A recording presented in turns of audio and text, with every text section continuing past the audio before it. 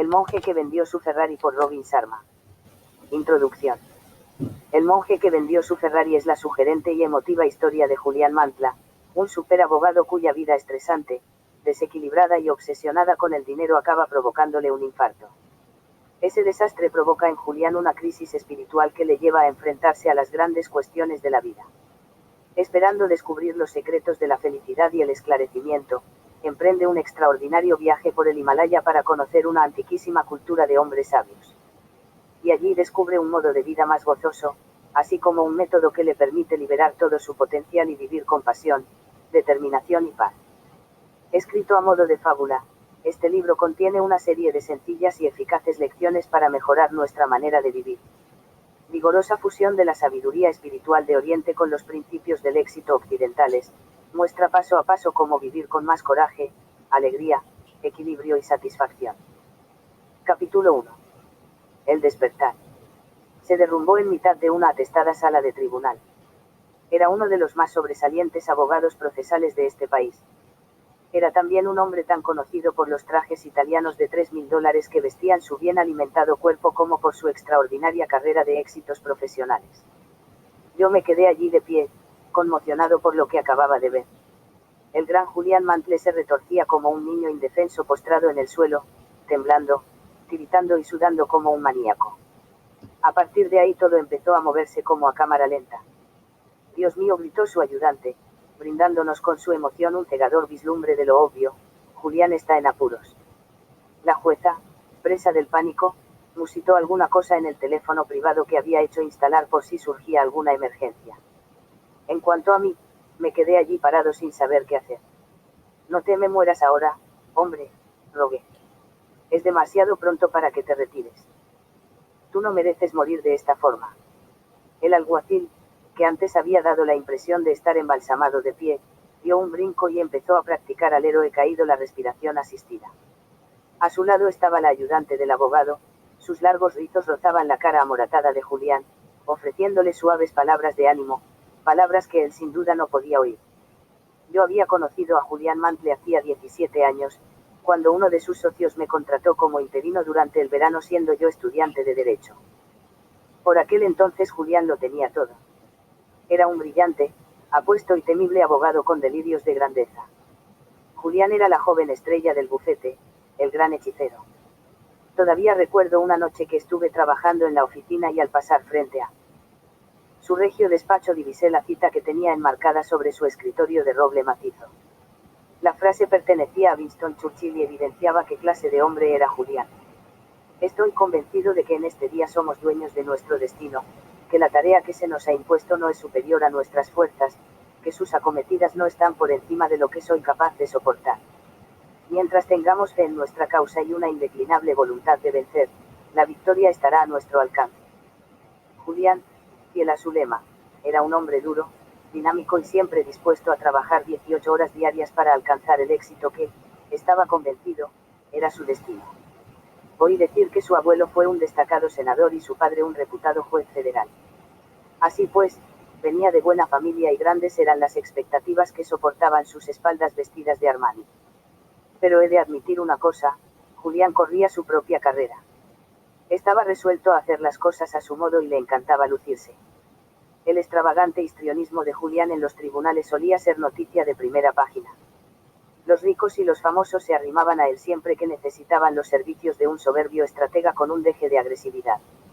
Sus actividades extracurriculares también eran conocidas: las visitas nocturnas a los mejores restaurantes de la ciudad con despampanantes tops models, las escaramuzas etílicas con la bulliciosa banda de brokers que él llamaba su equipo de demolición, tomaron aires de leyenda entre sus colegas.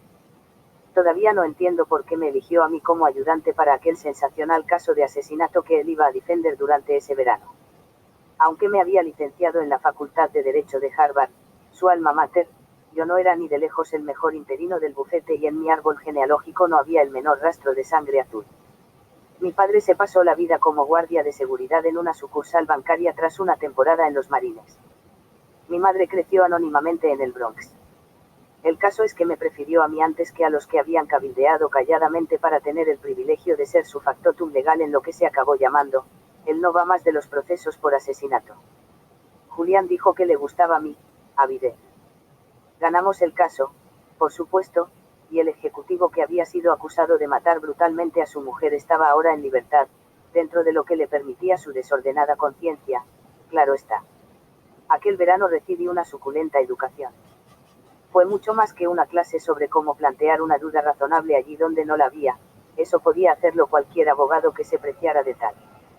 Fue más bien una lección sobre la psicología del triunfo y una rara oportunidad de ver a un maestro en acción. Yo me empapé de todo como una esponja. Por invitación de Julián, me quedé en el bufete en calidad de asociado y pronto iniciamos una amistad duradera. Admito que no era fácil trabajar con él. Ser su ayudante solía convertirse en un ejercicio de frustración, lo que comportaba más de una pelea a gritos a altas horas de la noche. O lo hacías a su modo o te quedabas en la calle. Julián no podía equivocarse nunca. Sin embargo, bajo aquella irritable envoltura había una persona que se preocupaba de verdad por los demás. Aunque estuviera muy ocupado, él siempre preguntaba por Jenny, la mujer a quien sigo llamando, mi prometida, pese a que nos casamos antes de que yo empezara a estudiar leyes. Al saber por otro interino que yo estaba pasando apuros económicos, Julián se ocupó de que me concedieran una generosa beca de estudios. Es verdad que le gustaba ser implacable con sus colegas, pero jamás dejó de lado a un amigo. El verdadero problema era que Julián estaba obsesionado con su trabajo. Durante los primeros años justificaba su dilatado horario afirmando que lo hacía, por el bien del bufete, y que tenía previsto tomarse un mes de descanso, el próximo invierno, para irse a las Islas Caimán. Pero el tiempo pasaba y, a medida que se extendía su fama de abogado brillante, su cuota de trabajo no dejaba de aumentar. Los casos eran cada vez mayores y mejores, y Julián, que era de los que nunca se amilanan, continuó forzando la máquina.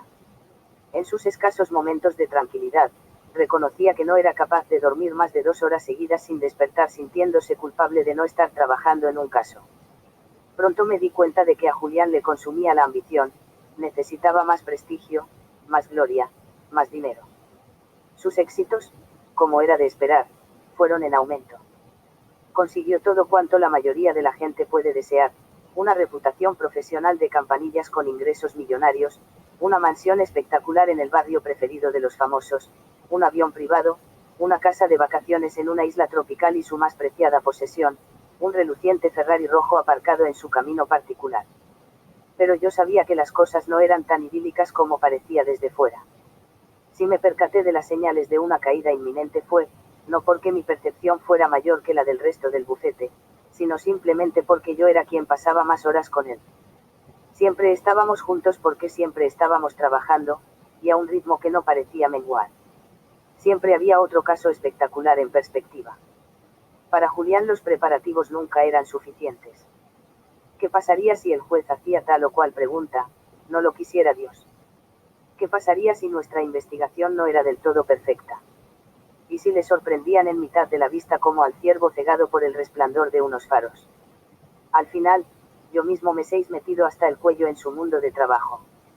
Éramos 2 esclavos del reloj, metidos en la 64ª planta de un monolito de acero y cristal mientras la gente cuerda estaba en casa con sus familias, pensando que teníamos al mundo agarrado por la cola, cegados por una ilusoria versión del éxito. Cuanto más tiempo pasaba con Julián, más me daba cuenta de que se estaba hundiendo progresivamente. Parecía tener un deseo de muerte. Nada le satisfacía. Al final su matrimonio fracasó, ya no hablaba con su padre y, aunque lo tenía todo, aún no había encontrado lo que estaba buscando. Y eso se le notaba emocional, física y espiritualmente. A sus 53 años, Julián tenía aspecto de septuagenario. Su rostro era un mar de arrugas, un tributo nada glorioso a su implacable enfoque existencial en general y al tremendo estrés de su vida privada. Las cenas a altas horas de la noche en restaurantes franceses, fumando gruesos habanos y bebiendo un cognac tras otro, le habían dejado más que obeso. Se quejaba constantemente de que estaba enfermo y cansado. Había perdido el sentido del humor y ya no parecía reírse nunca. Su carácter antaño entusiasta se había vuelto mortalmente taciturno. Creo que su vida había perdido el rumbo. Lo más triste, quizá, fue que Julián había perdido también su pericia profesional. Así como antes asombraba a todos los presentes con sus elocuentes y herméticos alegatos, ahora se demoraba horas hablando, divagando sobre oscuros casos que poco o nada tenían que ver con el que se estaba viendo. Así como antes reaccionaba graciosamente a las objeciones del adversario, ahora derrochaba un sarcasmo mordaz que ponía a prueba la paciencia de unos jueces que antes le consideraban un genio del derecho penal. En otras palabras, la chispa de Julián había empezado a fallar. No era solo su frenético ritmo vital lo que le hacía candidato a una muerte prematura. La cosa iba más allá, parecía un asunto de cariz espiritual. Apenas pasaba un día sin que Julián me dijese que ya no se apasionaba por su trabajo, que se sentía rodeado de vacuidad. Decía que de joven había disfrutado con su trabajo, pese a que se había visto abocado a ello por los intereses de su familia. Las complejidades de la ley y sus retos intelectuales le habían mantenido lleno de vigor. La capacidad de la justicia para influir en los cambios sociales le había motivado e inspirado. En aquel entonces, él era más que un simple chico rico de Connecticut. Se veía a sí mismo como un instrumento de la reforma social, que podía utilizar su talento para ayudar a los demás. Esa visión dio sentido a su vida, le daba un objetivo y estimulaba sus esperanzas. En la caída de Julián había algo más que una conexión oxidada con su modus vivendi. Antes de que yo empezara a trabajar en el bufete, él había sufrido una gran tragedia. Algo realmente monstruoso le había sucedido, según decía uno de sus socios, pero no conseguí que nadie me lo contara. Incluso el viejo Harding, célebre por su locuacidad, que pasaba más tiempo en el bar del Ritz-Carlton que en su amplio despacho, dijo que había jurado guardar el secreto. Fuera este cual fuese, yo tenía la sospecha de que, en cierto modo, estaba contribuyendo al declive de Julián. Sentía curiosidad, por supuesto, pero sobre todo quería ayudarle. Julián no solo era mi mentor, sino mi amigo. Y entonces ocurrió, el ataque cardíaco devolvió a la tierra al divino Julián Mantle y lo asoció de nuevo a su calidad de mortal. Justo en medio de la sala número 7, un lunes por la mañana, la misma sala de tribunal donde él había ganado el no va más de los procesos por asesinato.